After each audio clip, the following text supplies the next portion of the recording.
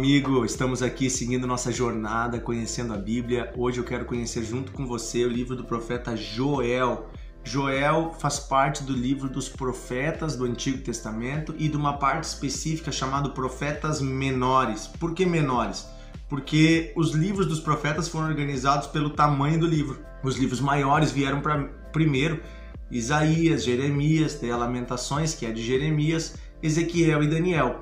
E então nós temos os profetas menores, que começam em Oséias, passa por Joel e por todos os outros profetas. Não são menores em importância, mas são menores pelo tamanho do seu livro, simplesmente isso. Tem menos páginas. Foi organizado assim, primeiro os livros de maior quantidade de páginas e depois os livros com a menor quantidade. O livro de Joel ele tem apenas 3 capítulos, mas ele tem um conteúdo muito denso.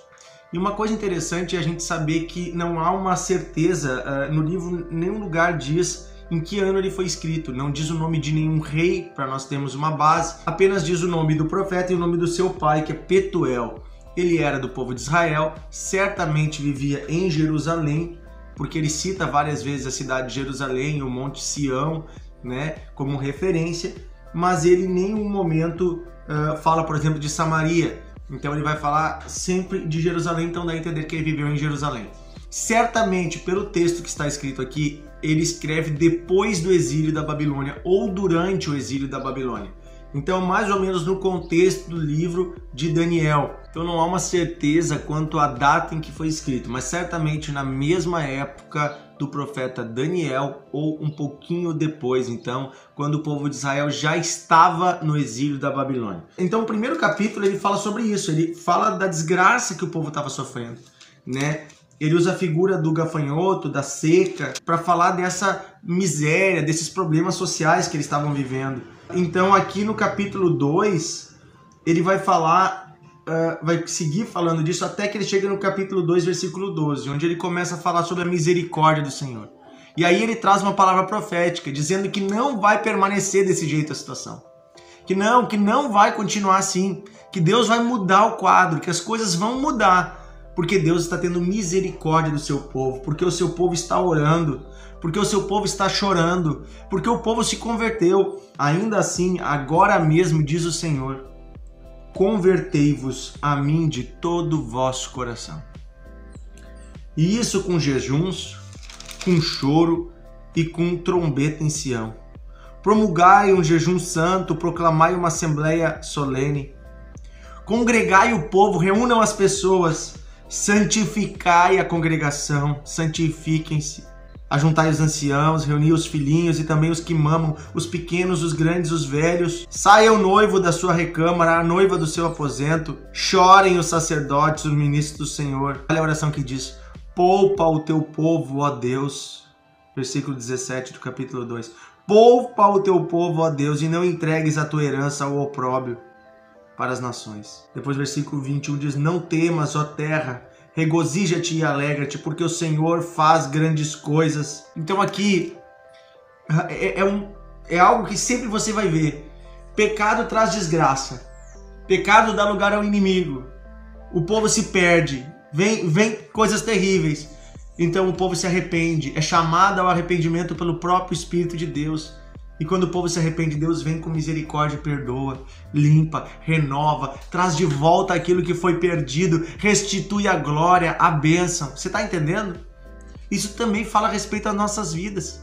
Quantas vezes o inimigo ganha direito de agir em nossas vidas porque nós nos afastamos de Deus, deixamos o orgulho entrar em nosso coração, ou deixamos, né, a maldade, o pecado. Então Deus nos chama ao arrependimento. Então logo nos arrependemos, choramos, nos entregamos, Deus nos recebe, nos acolhe, porque na verdade sempre foi esse o propósito dele, e ele então nos dá uma nova chance. É isso que ele faz por meio de Jesus Cristo, enviando seu filho para morrer na cruz, ele nos dá uma nova chance. E aqui então, no capítulo 2, versículo 28, na minha visão, tem a parte mais bonita desse livro, uma promessa que se cumpre nos nossos dias, a partir da vinda de Jesus Cristo e a partir da morte de Jesus na cruz, vai se cumprir o capítulo 2, versículo 28. Leia esse texto agora comigo, se você pode.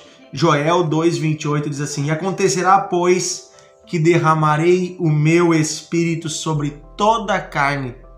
Vou repetir: derramarei o meu espírito, diz o Senhor, sobre toda a carne. Vossos filhos e vossas filhas profetizarão. Vossos velhos sonharão e vossos jovens terão visões. E até os servos e as servas derramarei o meu espírito naquele dia. Mostrarei prodígios no céu e na terra. Começa a falar de milagres. Que milagre é esse? Fala que o céu se escurecerá. É o dia que Jesus morre na cruz. Acontecem sinais, acontece um terremoto, o véu do templo se rasga, o Espírito Santo que estava ali dentro no lugar santíssimo vai à disposição de toda a humanidade, não mais apenas aos judeus, mas sobre toda a carne, sobre todo ser humano. Deus derrama o seu Espírito de forma copiosa, de forma grandiosa. Não é gotas, não é uma pequena porção, é derramar. Aqui fala: derramarei o meu Espírito. Esse derramar é algo em grande escala. E é isso que está acontecendo até hoje sobre a face da terra. Você está assistindo esse vídeo hoje porque há um derramar do Espírito Santo sobre a sua vida. E isso tem gerado sede de você conhecer mais a Deus. E o Espírito Santo se derrama agora sobre você. Se derrama agora sobre você. É isso que Deus prometeu em Joel. E no capítulo 13 ele fala então sobre os dias do juízo, que vão acontecer ainda no final. Mas eu acho interessante uma passagem que tem em capítulo 3, versículo 14. Diz assim, ó: multidões no vale da decisão, porque o dia do Senhor está perto, no vale da decisão. Olha só, vale da decisão, multidões estão nesse vale, e o dia do Senhor está perto. Claro, aqui está falando de uma batalha que vai acontecer no final dos tempos, mas por que Deus usa esse termo, vale da decisão? Sim, é porque lá vai ser decidido o futuro da nação de Israel? Sim, mas também serve para nós profeticamente. Somos nós que estamos num lugar de decisão. Nós precisamos decidir o nosso destino eterno. Se vamos buscar ao Senhor, viver para Ele, ou se vamos viver para esse mundo passageiro, cujo reino está fadado à derrota, ou se vamos viver para o reino de Deus. Multidões estão no vale da decisão. É hora de tomar uma decisão com Deus. E a decisão é converter o seu coração ao Senhor e ser cheio do Espírito Santo, pois isso foi profetizado pelo profeta Joel.